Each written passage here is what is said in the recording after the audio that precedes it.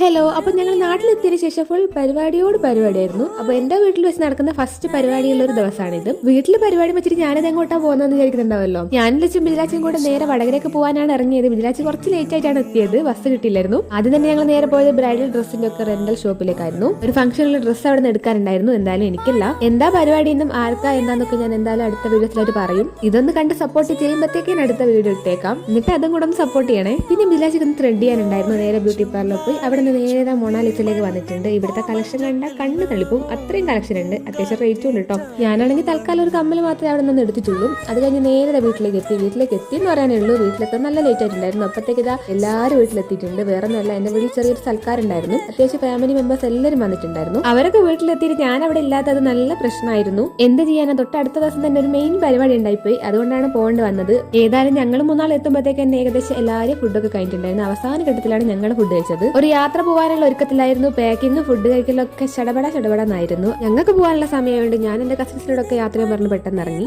അപ്പൊ എങ്ങോട്ടെന്നൊക്കെ ഞാൻ നെക്സ്റ്റ് വീഡിയോയിൽ കാണിക്കാം. അപ്പൊ അത്രയുള്ളൂ. ടാറ്റാ.